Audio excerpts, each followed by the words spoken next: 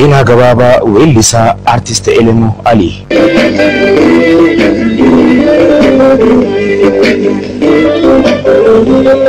Daluke baye jinan dargaggoota daluke baye jinan dargaggoota kajiru siif gahaa kadu'ee mahoota ittaala tajaajilu. Weellisaan Oromoo hangaftichi artist Elemoo Alii yookiin Ahmad Alii kan dhalate Jeenuwaarii yookiin Fulbaana 18 akka lakkoofsa warra Awurooppaatti bara 1960 takka abbaa isaa obbo Alii Ahmad Roobaa Wadaay Galmoo Hormoosootii fi haadha isaa aadde Makkiyyaa Hassan irraa baha Oromiyaa Fugugu yookiin Harargee magaalaa haadha gootota hedduu tan taate Haramaayaa ganda gadiitti dhalate.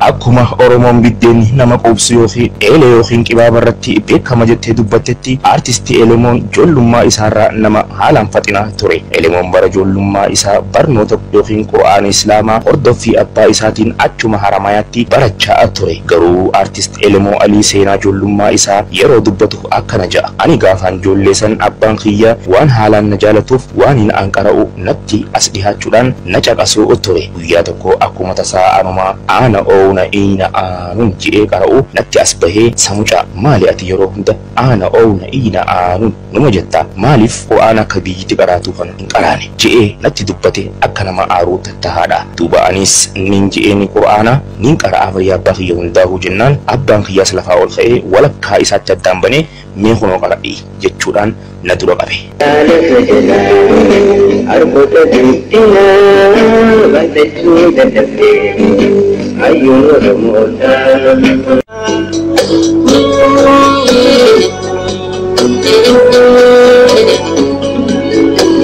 Tole je'eenitiinis itti aansee Qur'aana abbaan kiyyaa addaan bane waanuma afaan Qur'aanaa tahee khaniin san dura beekuu fakkeenya godhachuudhaan walitti qindeeffadhee wajannatuhu wa azaabuhu wa rahmatuhu allazii kana jechaa sammuu tiyya keessatti walitti qindeesseetumaan Qur'aana qaraatii irraa tuqe ja'a.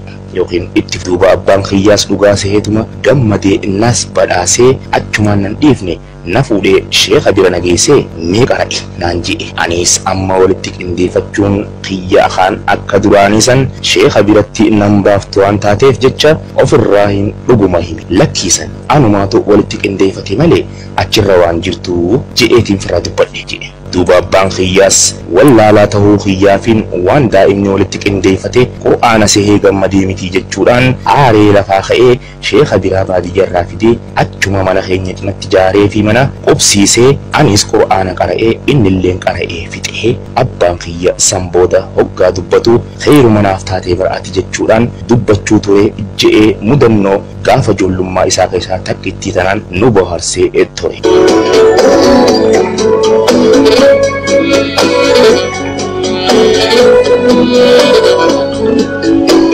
Karaa biraatiin artist Elemoo Alii ijoollummaa isaatirraa sammuun isaa roorroo uummata Oromoorra sirnoota mootummoota gabroonfattuu Habashaatiin gahaa turte san ijaan harkaa waan guddateef warraa isa uummanni Oromoo roga hundaan taasisu sirnoota kiyyoonfattuu Habashaadhaaf onqolchuudhaaf adeemsisan tumsuudhaaf yookiin deeggaruuf jecha sirboota uummata kakaasan weellisuu jalqabe. Wayita sanitti umriin isaa waggaa 12 ture.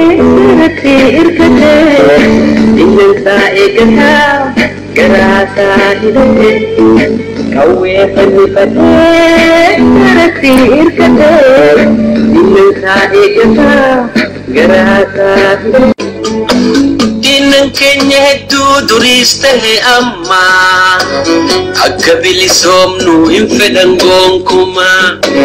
Diinan keenya hedduu duriis Haluma kanaan diinni jibba hawaasa Oromoo garaa keessaa qabu Elemoo Aliitis akkuma gootota Oromoo kanneen akka akaakiyyee fi abaabiyyoota isaa adamsetti adamsuudhaaf faana isaa dhahuu jalqaban. artist Elemoo Alii bilchina sammuudhaa uumamaan rabbiin kannee fi waan qabuuf yeroo gabaabduu keessatti gosoota meeshaalee muuziqaa hedduu taphachuu barate. Roorroon diinni Oromoorraan gahus itti cimaa deemnaan laaffachuu diddee uummanni Oromootis qabsoo isaa itti cimsaa deeme. Duuba weellisaan Elemoonis sirboota warraa isaatiin uummata dammeessuu itti fufe. Irra deddeebiidhaan akeekkachiisaa fi hidhaan itti jabaachaa deemnaan Elemoo Alii qe'ee abbaa isaa tan itti dhalatee lakkisee bahuun dirqama itti taatee baqattummaadhaaf isa saaxilte.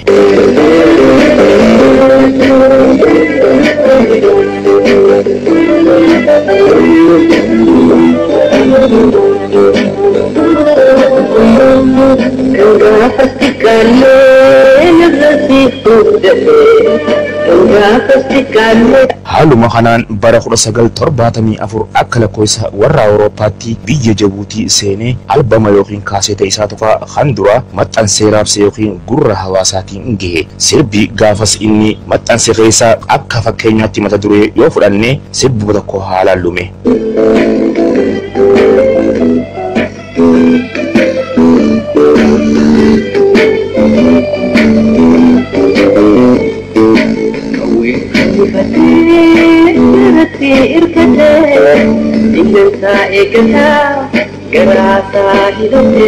Qawwee fannifatee gaaratti hirkatee diinansaa eeggata garaasaa hidhatee kan jedhuu fi kan kana fakkaatan fa'aa ture. Haaluma kanaan eega biyya Jabuutii waggaa 7 jiraatee booda ammas baqa lammaffaatiif biyya Jabuutii gadi dhiisee bara 1980 akka lakkoofsa warra Awurooppaatti biyya Saudi Arabiyaa seene. Elemoo Alii Saudi Arabiyaa keessattis qormaata jireenyaatii fi mudannoolee hedduu dabarsee ture.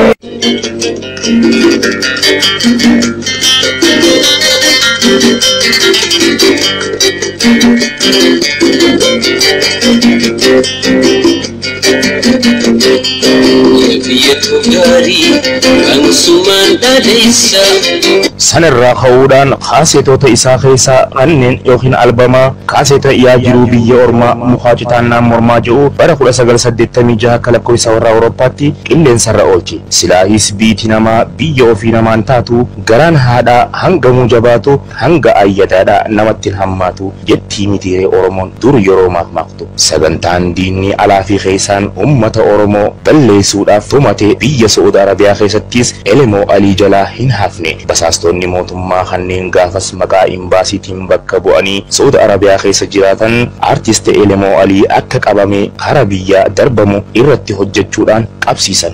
Bitti ofii aadaa namayyuu jabeessa hangam fagaatullee galtisuma keessa.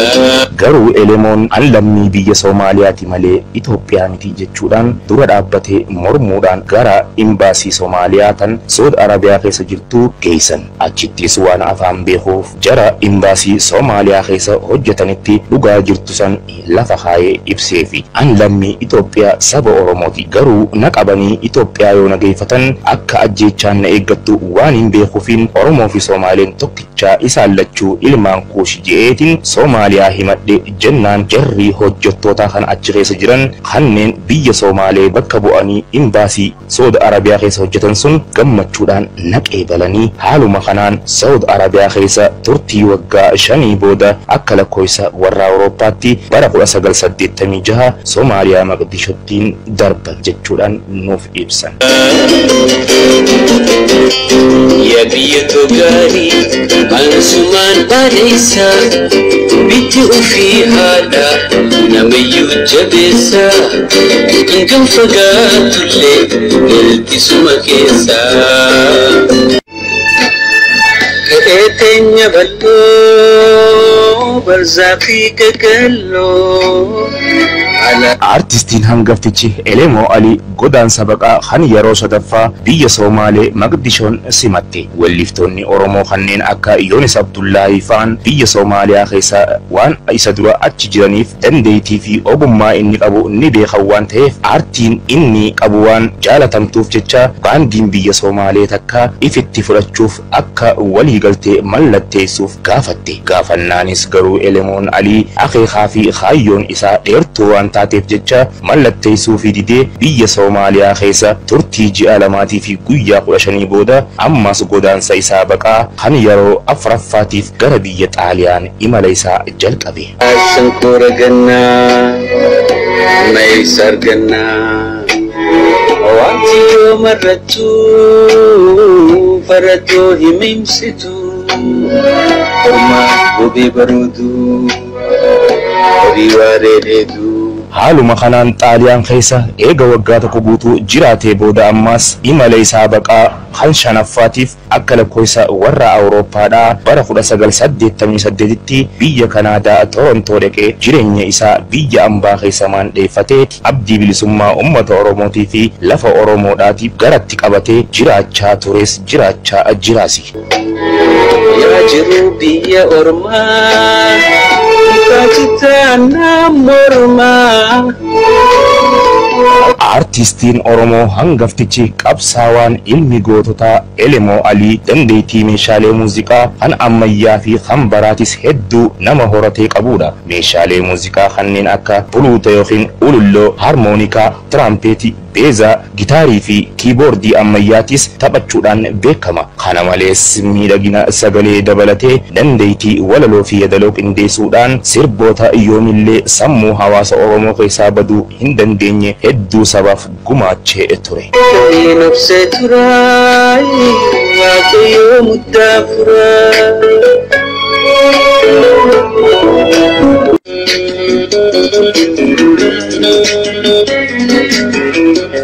Ya iman Oromoo hundi waliidha.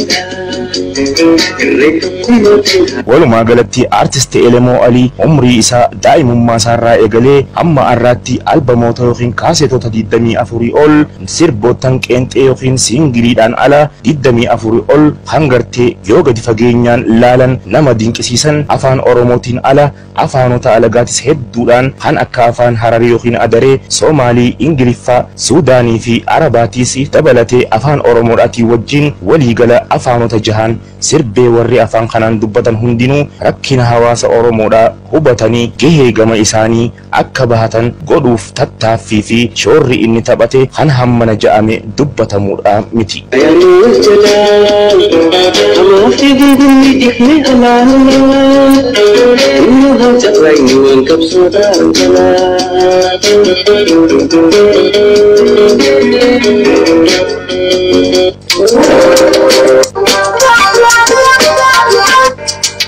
ولكنه أسفا هدوء وبصمته الكاتم من ولما قالت artist Elemoo Alii tumsi inni qabsoo Oromootiif taasise karaa roga aartiidhaatiin malillee waraana bilisummaa Oromoodhaa kan mootummaa saamtuu wayyaaniitiin biyyuma abbaa isaaniitirraa baafamanii biyya Eertiraa maandheeffatanii jiraatan jiraachuu fi jiraachuu dhaba isaaniitu addaan baafachuudhaaf je'ee Kanaadaarraa karaa Eertiraa dhaqee waraana bilisummaa Oromoo arkee daawwate. Hawwisoo waraana bilisummaa Oromootiif meeshaa muuziqaadhaa akka bituuf baandii isaaniitiif waadaa galee fi bifuma saniin biraa as deebi'ee yeroo lamaffaadhaatiifis meeshaalee waadaa galeef san guutumaan guututti bitee fi dhaqee geessee gumaacheef.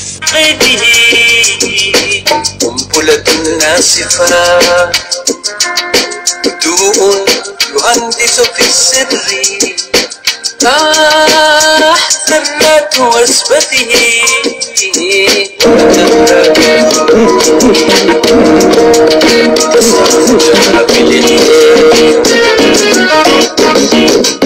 والهباء الشلالين كمجر هنكين والهباء الشلالين كمجر هنكين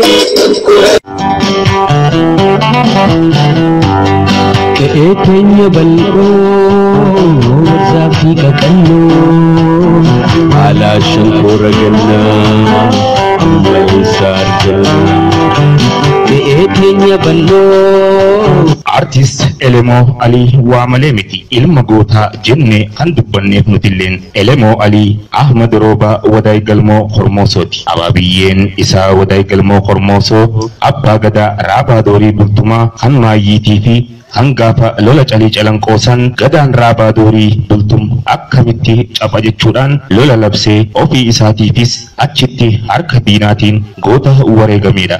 Ahaafiyyeen Elemo Ali Roba Wadaayis akkuma abbaa isaatti diinaaf harka kannuu didee harka diinaatiin nama wareegameedha. Haaluma saniin ilmi Roba Wadaay Ahmad Robaatis harkuma diinaatiin akka wareegame seenaan ni dubbata. Nutilleen kanumarraa ka'uudhaani seenaa artist Elemo Ali yeroo dubbannu hundee hidda dhaloota isaa yaadachuudhaan gootota biyyaa fi sabaaf lubbuu isaanii aarsaa godhanii seenaa yoomillee garaa keenya keessaa nu hin banne dhalootaaf dhiigaan barreessanii warreen dabran san maqaa isaanii tuttuquudhaaf dirqamne.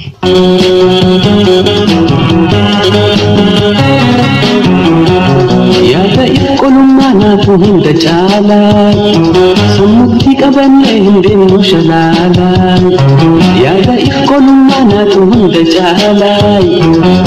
Walumaa galatti artist Elemo Ali yeroo ammaa abbaa ilmaan torbaati. Abbaa ilmaan torbaa yoo ta'u ilmaan isaa torban keessaa lama Ibsaa Elemootii fi Leensaa Elemoo faana abbaa isaanii bu'uudhaan aartii fi qabsoo Oromoo keessaa qooda fudhachuun isaanii beekamee jira. Mutti qabannee hundinuu shalaalaa turreen haqaatamii hundinuu ni beenaay osoo kana yeenu maaliif tattaafannaa yaa ilmaan Oromoo hundi walii galaa.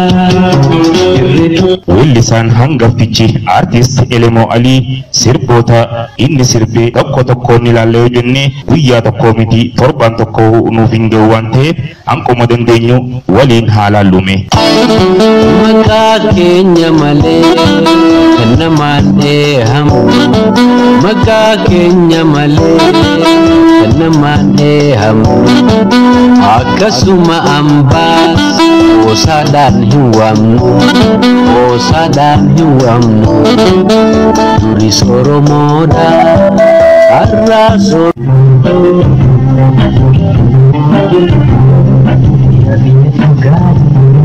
Suman adesa bini fi hada namni hedesa ngam fagaatule.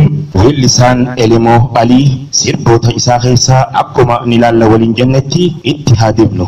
Qe'ee keenya balloo barzaa fi qaqalloo haalaa shankoora gannaa miimma eessaartannaa kan jedhu yeroo biyya ofii keessaa bahanii biyya ambaa keessa taa'anii qe'ee fi warra ifii hiriyoota ijoollummaadhaa yayyaadachaa imimmaan harcaasaa gaddaan liqimfaman san ana caalaa warri irra geesse haa ibsu je'eetiin bira dabra gama kiyyaan. Qe'ee keenya bal'oo barzaa fi qaqalloo haalaa shankoora gannaa amma eessaa argannaa. Qe'ee keenya bal'oo barzaa fi qaqalloo haalaa shankoora gannaa amma eessaa argannaa. yaa jiru biyya ormaa mukaa qixaannaa mormaa akkamiin obsee turaa akka keenyaatis warrarraa dhalatte haadha abbaa kee bilisummaa gantee qaranii ilma namaa irraan tarkaanfattee saba kee mul'isuuf bosonatti galtee asham yaa waboo je'eeti qabsoo irratti waraana bilisummaa Oromoo jajjabeessuun aartiidhaan bifa kanaan ibsee ture. Kana qofaa miti sirboonni Elemo Ali dabalataan ammas maqaa keenya malee kan namaan eehamnu akkasuma ambaas qoosaadhaan hiyyaamnu turis Oromoodha arras Oromoma maqaa meeshaan taane akkamiin jijjiiramaa je'eeti akkaataa san dura adeemsa qabsoo Oromoo keessatti gameeyyota gootota keenyaa garii maqaa Somaalii abboo fudhachisanii garii ammoo maqaa Somaalii abboo san fudhachuu fi dinnaan artisti Elemoo Alii maqaa keenya malee kan namaan eehamnu jechuudhaan bifa kanaan aartiidhaan calaqqisee ture. Elemoo Studio. Maqaa keenya malee kan namaan eehamnu maqaa keenya malee kan namaan eehamnu akkasuma ambaas osaadhaan hin waamnu osaadhaan hin waamnu duris Oromoodha arraas Oromumaa arraas Oromumaa maqaa meeshaan taane sakkamiin jijjiirama sakkamiin jijjiirama.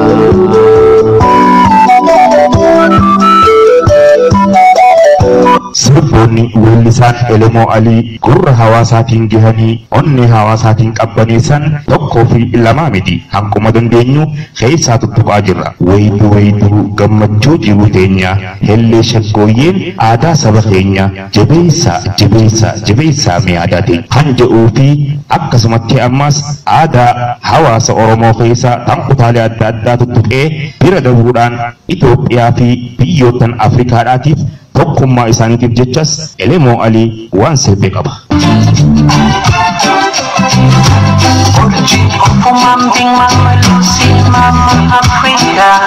Africa, wake up, Mama Africa. Sing a song in harmony. We need democracy, Mama Africa. Peace in Africa. Been away so long, I want to come home. Karaa biraatiin ammas Elemoo Alii yaa ilmaan Oromoo hundi walii gala irree tokkummaatiin haayaanu wal jala hamaa fi gungummii ifnee alaan ala xinnoo haa carraayinu waan qabsoodhaaf tola jechuudhaan gaafa gargar bahuun qabsaa'ota Oromoodhaa jidduu dhuftee waan tokkummaan qabduu fi tokkummaa dhabuun rakkina akkam akka fiddu bifa aartiitiin ibsee ture. Ummaatiin haayaanu wal jala hamaa fi gungummii ifnee alaan ala xinnoo haa carraayinu waan qabsoodhaaf tola.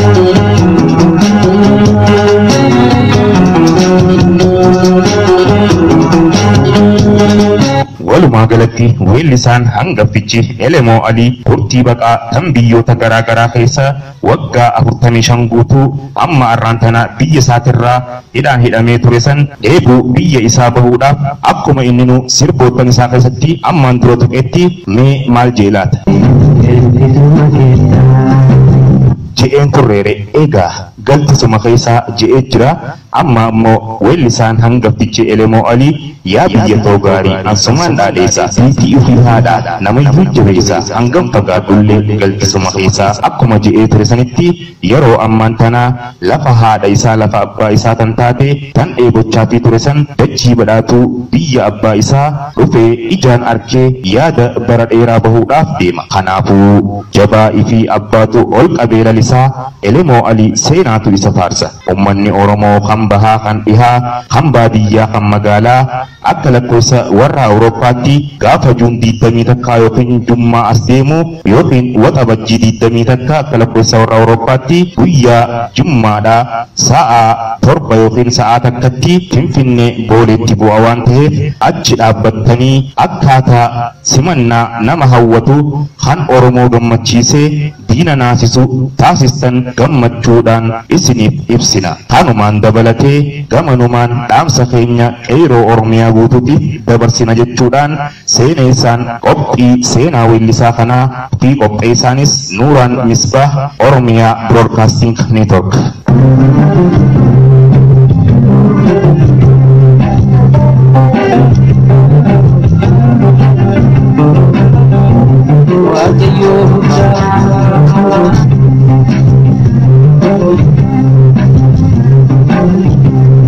Usawan si kutu gadam sa